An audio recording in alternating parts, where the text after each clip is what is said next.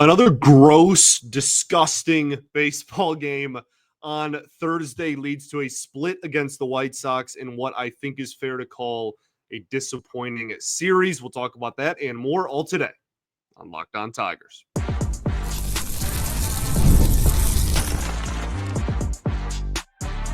You are Locked On Tigers, your daily Detroit Tigers podcast. Part of the Locked On Podcast Network, your team every day.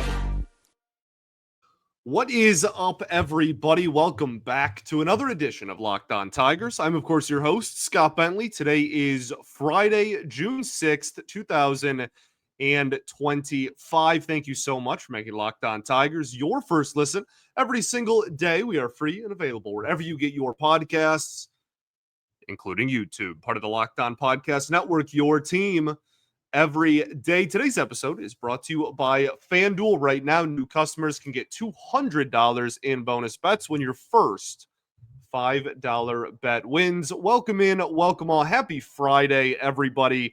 Got a big series this weekend against the Chicago Cubbies at home for the Tigers. Comerica Park should be bumping. Hopefully, some good baseball being played. Unfortunately, we have to talk about some not good baseball that was being played. Tried to make that flow, couldn't really find it. The Tigers lose 3-2 in extra innings on Thursday. They fall to 41-23 on the season, and that is a 4-game series split against the lowly Chicago White Sox, who are now 20-43. Almost your record reversed. So my first thought in this ball game was that was yet again really gross and disgusting baseball. Okay, that was rough, and I think it is fair to zoom out a little bit and say, you know what, like even dating back to the Royals series, right? The offense, the run production by game, okay, is as follows: 0, 1, 13, 1, 5, 2. If you remove the 13, then you're talking about an average runs per game of 1.8. That is catastrophically awful. That is and it's a 5-game sample, okay? That happens a lot throughout the course of a season. But that's not very good. The worst team in baseball this year will be around 3 when it comes to runs a game over the course of 162. Even if you include the 13 runs, you're sitting there and you're like, well, that's not fair. They did score 13 runs. Okay, fine. Include the 13 run. That 6-game sample still is a little bit over 3.5. That, for the record, would put the Tigers, if it was over the course of a season, in the bottom 5 teams in all of baseball in run production. So I think it is fair to look at the last week and say, you know what, the offense has not been good. That being said, the sky is not falling. On the season, they're averaging like 5 runs a game still. That might, I guess, dip down after Thursday's game to just under that, but that's in the top 5 in all of baseball. The offense has been so much better over the course of the season than expected. The Tigers are going to lose games to bad teams again at some point this year. I know I keep saying that, but it's true. They still have the best record in baseball. They're 7-3 in their last 10 games, even after this series. This was a split on the road against a divisional opponent. All of that is true. That being said, both can be true. That was pretty objectively a disappointing series. And I think one of the reasons why it was disappointing is not only because you split against the White Sox, who are not a very good baseball team and are arguably the second worst team in the sport, but I think it's also the fact that even in one of the wins, the Tigers looked pretty brutal. And this was a bad opponent for a 4-game set where you really had a chance to continue separating yourselves even more in the division race, again, against the divisional opponent. And yeah, like you played pretty poorly all week outside of Monday. So it is nice to be able to have a bad, disappointing series and know that it won't cost you the season. That's great. You're still in a great spot. That they will play bad games again at some point. But the question now is, what does the team look like going forward? The Cubs are really good. They have one of the best records in all of baseball. They've been one of the most exciting, kind of flashy teams in baseball. PCA has been an MVP candidate so far this year. Like they have a lot going for them. And if you play baseball against the Chicago Cubs like you did against the Chicago White Sox, you are going to get absolutely smacked silly on your own field. But they've rebounded from bad games plenty this season. They have lost games. They've lost 23 of them, right? And they've been able to rebound from that. They lose 3 of 4 to Cleveland. They bounce back. They go on an absolute tear the rest of the week. So go do that. Do that rebound thing that you're good at. And this is all forgotten. And it's a split. It's not like you got 4 games swept by the White Sox. You didn't lose a series to the White Sox. You split on the road. It's not the end of the world, but it was an unbelievably frustrating game and a disappointing series. Both can be true is all I'm saying. So what went wrong in this frustrating game? I want to start off with 2 people offensively that we've talked a lot about lately, and that's Trey Sweeney and Andy Ibanez. Trey Sweeney goes 0 for 2 in this ball game. He now rocks a 591 OPS. That's with about a week and a half stretch where he was incredible too. So that's rough and kind of highlights how poor he has been at the plate outside of that, whatever it was, 7-10 game stretch earlier in the year. I mean, Trey Sweeney has not hit very well at the major league level, and he's an average defender at shortstop. He's still young. I think that there's still some mechanical things that he can change. I think his swing is I don't want to call it like a disaster. It got him to be a Major League Baseball player, but I think there's a lot of work that can be done on his swing and his bat path. There's a lot of things that I think he could adjust, and I think in a perfect world, he's not your everyday shortstop either defensively, not just because of the 591 OPS. So still a lot to work on. Again, he's still young, former first-round pick, all that. But as it stands right now, I don't think he's providing you too much value, especially as more and more players get healthy. Javi has the ability to play shortstop on a consistent basis as, these people come back from injury. Once Veerling is back, we haven't gotten an update on him. That's just everybody's quiet about that. I have no clue what's happening there. Assuming Veerling comes back at some point, I don't think there's a reason to keep Trey Sweeney on the Major League roster. And I think right now you're kind of only doing it out of necessity because of said injuries. I really don't think that where would he play? Where would Trey Sweeney consistently play if Matt Veerling was healthy? Javi's the everyday shortstop. Veerling's the everyday third baseman. Now, obviously, the right side of the infield's already, log jammed enough. And honestly, with the Colt Keith at third base development possibly happening, you might even have that conversation sooner rather than later. He has just straight up not been providing you really much value at all lately. So that either needs to turn around or there needs to be a roster decision. Andy Ibanez, similar conversation. Okay, we will have that conversation right after this. Got to talk to you today about our friends over at FanDuel. The NBA playoffs are in full swing, and every night delivers highlight-worthy performances. The NBA Finals. I'm recording this before Game 1, but as you're listening to this, Game 1 will have already happened.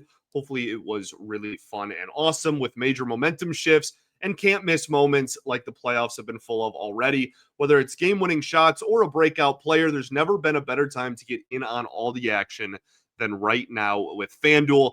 FanDuel makes it easy to stay in the game before tip-off and even live. With player props, performance trends, and same-game parlays, fans have more ways than ever to play smart and win big. There's so much star power in this game. Maybe not two of the biggest markets in the world, but some really big names in the basketball world that are going at it. SGA, obviously, you have Tyrese in Indiana, Miles Turner in Indiana. I mean, honestly, like Chet, you can kind of go down the roster for OKC. They have a pretty darn impressive roster at this point with still like 8 billion first round picks going forward. And if you're new to FanDuel, it's the perfect time to sign up as well, aside from just the fact that it's the NBA Finals. But you can head to FanDuel.com and place your first $5 bet. If that wins, you'll get $200 in bonus bets. So make every moment more with FanDuel, official sports betting partner of the NBA. All right, everybody, welcome back here. Segment 2, Locked On Tigers. Appreciate you all for tuning in, as always, making us your first listen every single day. Shout out to the everydayers that do tune in every day, and we will, of course, be back on Monday recapping this 3-game set against the Chicago White Sox. Today, though, we talk about this 3-2 loss in extra innings to the this one's to the Chicago White Sox. We'll recap the series against the Chicago Cubs, playing them in back-to-back series, obviously. Want to talk Andy Ibanez. He goes 0 for 2 in this ball game. He's now hitting .213 with a .611 OPS, and that's, again, obviously including his at-bats against lefties, which have just not been too much better than his season lines. The pinch hitting decision was really what, everybody was focusing on. I'm pretty much done with Andy Ibanez needing to be used in high leverage situations, and I'm especially done with him replacing Kerry Carpenter. I'm really over it. It was something that last year I kind of went to bat with Hinch on when people were fighting it, because Ibanez was hitting so well against lefties that I was like, I really just want to find any excuse to get this guy in the lineup, and we'll figure out if Carpenter can hit lefties later. At this point, look, man, if Fearling comes back and you want to pinch hit him maybe for Carpenter, if you still just don't trust Kerry, you can find other ways to do that besides using Andy Ibanez. This dude has been dang near an automatic out for most of the last 4 weeks. And that at bat he had, the one when the first plate appearance of the game for him, was brutal. That's fastballs over the heart of the plate, and then a curveball. Obviously it's difficult because of the change of speed and the change of shape that he's been getting fed the at bat, or up until that point in the at bat. But ultimately that's still a lefty righty curveball at the knees in the strike zone. To not even be able to foul that off, nonetheless drive it, is as the lefty killer, the lefty platoon guy, is unbelievably frustrating. So I'm pretty much over, again, if you want to pinch hit him for, Trey Sweeney, if you want to pinch hit him for, I don't know, somebody, pick a name, Jake Rogers, sure. If you want to even pinch hit him for Javi Baez, that's not I'm not going to be super upset. But I'm pretty tired of not having one of the best hitters on the team in the lineup late in game, because we have to make sure Andy Ibanez hits against a lefty. He hasn't been. And I don't know if Kerry Carpenter comes through in that situation. And hindsight's obviously 2020. All those things are true. But I think it would have at least been a little bit of a better at bat than what we saw from Ibanez. Casey Mize, 4 2/3, 6 hits, 2 earned runs, 4 walks, 3 strikeouts. His ERA is now 2.91 on the season. Again, just no command at all. This is 2 outings in a row where he just has seemingly no idea where the ball is going. The splitter was not great yet again. And I think that there was... I don't think the stuff just turned to crap. I don't think the stuff is awful or anything like that. This is just complete inconsistency and an inability to consistently throw the ball in the strike zone. the couple of splitters that did hit the spot he wanted them to, I thought those were good. If you're looking for like a silver lining, but that was very few and far between. His breaking pitches were, I don't even know. Like we're talking about 3 feet out of the zone. We're talking spiked in the dirt. We're talking let go too early. He just couldn't find the release point for that slider for most of the outing. The fact that he was even able to go 4 2/3 was honestly kind of surprising to me. I thought he was going to get yanked through like 2 or 3. At one point, he loaded the bases in each of the first 2 innings, somehow didn't allow a run. This was a really rough outing. And as we said on yesterday's show, I don't want to say you completely couldn't afford it, but like you almost couldn't afford to have a really short, rough outing from your starter in this one, given how much the bullpen has been used all week, even dating back to that Royals series. So we'll see. We'll see what happens. I'm still, he has a sub-3 ERA still. Like I'm not, super worried about Mize. I think he's taken a lot of strides forward this year, and the command wasn't nearly this bad before his stint on the IL.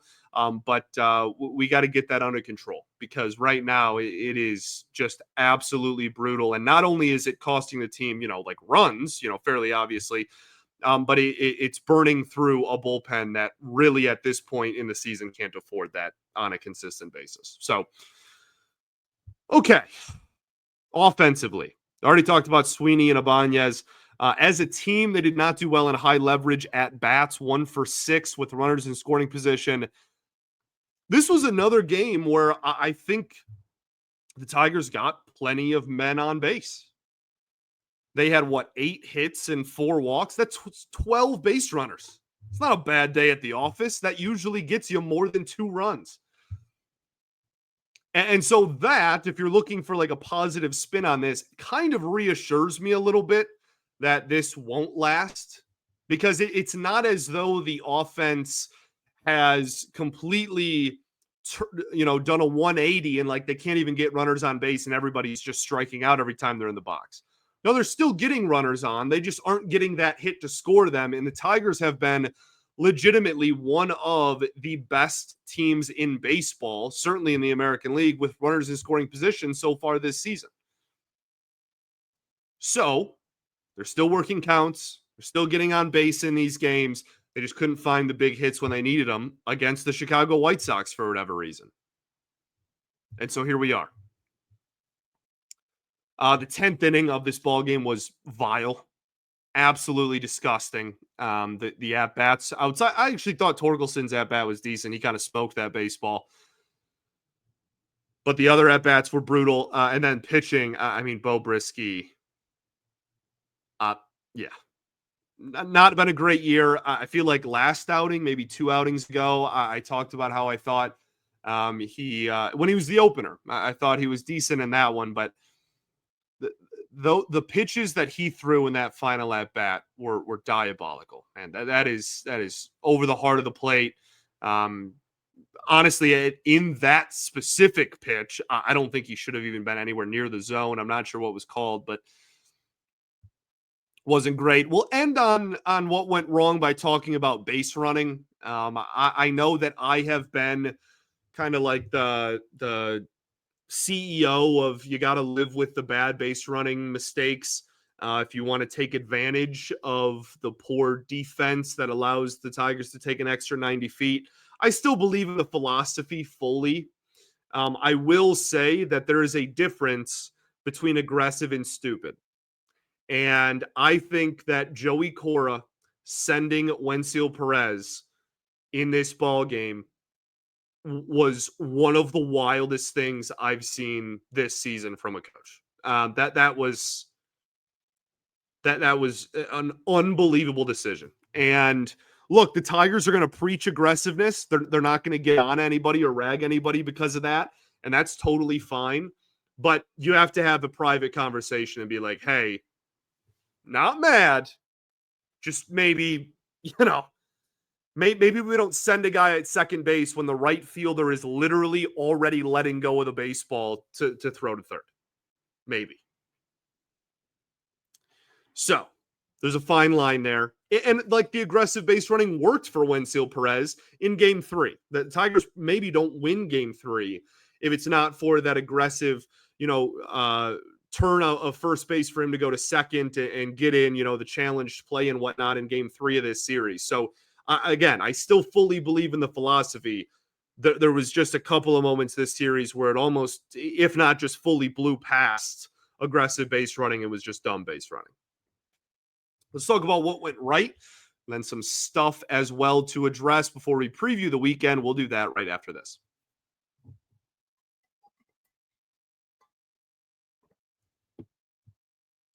All right, everybody, welcome back here. Third and final segment of Locked On Tigers. Appreciate you all for tuning in. As always, what went right in this ballgame? Wenceel Perez, speak of the devil, 2 for 4 with a home run, broke the shutout, got the Tigers on the board. He has been swinging a really hot stick since coming back from the injured list. I'm trying to find his numbers. He's hitting .323 with an OPS over 1,000. Obviously, that's not going to last. However, he's been excellent. And I think that as it stands right now, the Tigers want him in the lineup as often as possible, which is why Colt Keith is starting to play third base, is because, as we talked about yesterday, that's the only way to get everybody you want in the lineup is for Colt Keith to get some reps at third. Zach McKinstry, I thought, had a really good game as well. 2 for 4, played all over the field. On top of that, Javi also goes 2 for 4, plays third base, plays shortstop. A couple of good turns in the middle infield. Brant Herter out of the bullpen, man. 2 innings, 3 hits, no earned runs, no walks, no strikeouts, a 1.62 ERA on the season. He's so good against lefties. But the further we go, the more I'm not there yet, because he's been so good in his current role. I really don't want to screw anything up or change that. But if it, push comes to shove at some point, I would not mind seeing him get a couple of starts just to see what happens. That's how good he's been against righties. Again, for now, as the multi-inning reliever, he's been so good. And it's like, okay, I almost don't even want to screw up a good thing while we got it. But I think that's worth paying attention to. He's been phenomenal this year. And then Hannafy goes 1 1/3, 1 hit, no earned run, no walk, 2 strikeouts, which is always good for him. That sinker low and inside to righties is just almost unhittable when he hits his spots. Didn't walk anybody this time. ERA's under 3. If you asked some people in the fan base, they tell you it was 6. I mean, he is what he is. I thought this was a really solid outing. And obviously he enters the game with a man on third, so kind of high leverage, and was able to tightrope out of danger there. Let's talk stuff. So Kerry Carpenter played today. Obviously gets pinch hit for Andy Ibanez. However, just him starting was good enough for me because he got pulled at the last possible second in right before, I guess, game 3 of this series. So nice to see him back out there. Doesn't seem like he's running very well. I'd imagine he'll be DHing for the foreseeable future because it's a hamstring injury that he's kind of working through. But as long as he can move on the base paths decently well and he can swing, that's really all we care about right now. Colt Keith does, in fact, play third base on Thursday's game as well.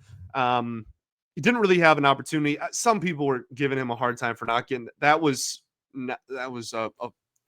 not really in range. Maybe like prime Arenado makes that play, or prime Brandon Inge, if you will. Yeah, like the bar for him being a good defensive third baseman was not getting that ground ball. That was very hard hit and in between, in the gap in between third base and shortstop. So not really challenged. We'll keep an eye out. I'm not saying he's going to be a great defender. He might be terrible. But I just didn't see anything in this game to really judge one way or another. That's all.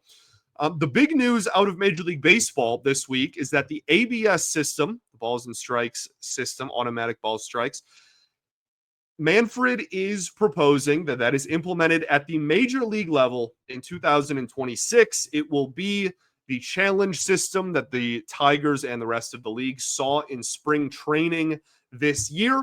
And I'm all for it. And I am because I was a catcher my entire life. I was very anti robo umps for a very long time, and I still am anti fully automated strike zone. I am anti that. That being said, I am not anti the challenge system because it really eliminates the egregious calls. You're given, I think it's 1 or 2 challenges over the course of a game. Now, if you get it right, you get it back. So in theory, you could, use 50 in a game if you keep getting them right. But this is not going to be, early in a ball game. If it's a fringe call, framing still matters because you don't want to lose your challenge in the first inning. You don't want to burn through one that quick. High leverage situations, you're going to save your challenge for those. We want calls correct in high leverage situations. That's the whole point. We want the ball that's a foot out of the zone that some ump just randomly calls a strike to be reversed. So it really, the reason I'm for it in this system is because in theory, it only really affects the egregious calls and the high leverage calls because that's what you're going to be saving them for, is those 2 situations primarily. So that's on the table. We'll see if it is, in fact, inserted into the major leagues in 2026. Exciting times. What a world. Still nothing on Bryce Rayner. I had some people asking me about that throughout the day on Thursday. I'm recording this at about 7 p.m. Eastern time. So maybe there's something that comes out later in the evening in regards to that on Thursday night. But in my world right now, I have no further update on him. I am kind of expecting the worst, though. It did not look good. And that makes me very sad because I think he's amazing. What else? Tommy Kahnle with a pick at first base. That was kind of cool. Lighthearted. Subject change there. Had a nice pick at first base. That was really cool. Shout out Tommy Kahnle, man. He's been great for the team this year. He also did well in this ball game. The only other thing I really want to bring up before we preview the Cubbies, Chase Mydroth might be the greatest baseball player to ever live. So if I found someone off the street that had never seen a baseball game before in their lives, okay, and I was like, hey, watch this series. Watch the Tigers play the White Sox for some reason in Chicago. And that will teach you everything you need to know about the game of baseball. And that person came back to me. They would probably say that Mydroth guy is easily the best player in the history of this sport, right? And I would have to laugh and say yes. I don't know. That was wild, man. Because it wasn't just to this game. I mean, he's hitting 312. Shout out. Doesn't have a lot of pop, but draws walks, doesn't strike out, puts the ball in play. He goes 2 for 2 with 3 walks in this game. Got on base 5 times. 5 plate appearances, 5 times on base. Going to be an incredible leadoff type of weapon. He's been a good defender for them as well. Yeah, man. Kind of just a ball player. Dirty, gritty ball player. Like watching him play, just not against my team. And he was phenomenal all series. Literally, even the game we won 13-1 or whatever. Go back and rewatch that episode. I even say there, I'm like, wow, this kid looks pretty darn good, though. And then the rest of the series, he destroyed us. Ridiculous. Tigers play the Cubs this weekend at home. The Cubs, at the time of this recording, have all TBD as their starting pitchers, so that's super helpful. The Tigers are going to go Skubal, Montero, and Flaherty. That should be a recipe for success. I know people feel some type of way about Montero. He has not been awesome this year. We're kind of hoping for Reese Olson to get back sooner rather than later. But any series in which you get to throw Skubal, you have a chance to win the series. And so go win on Friday, set yourself up to be in a situation where you only have to split one of the next 2 games, and you can still take a series at home against this really, really good Chicago Cubs team. They've been one of the best teams in baseball so far this year. Really good offense. I mentioned PCA earlier. They add Kyle Tucker. This is a team that has been honestly firing on all cylinders. Outside of one, they had like one stretch in early May, maybe late April. But outside of that, man, good pitching. They've gotten maybe even more production than they anticipated from a handful of their pitchers. So Yeah, you're in for a ride. And again, we'll end the show how I started it. All I know is you cannot play against the Cubs the same way you played against the White Sox. Go take 2 or 3, baby. Thanks for making Locked On Tigers your first listen every single day. Shout out to the everydayers that do tune in every day. And we will, of course, be back on Monday recapping that series against the Cubs. Appreciate you all greatly. Peace and love. Going to therapy's dope. I'll catch you on Monday, baby. Go Tigers.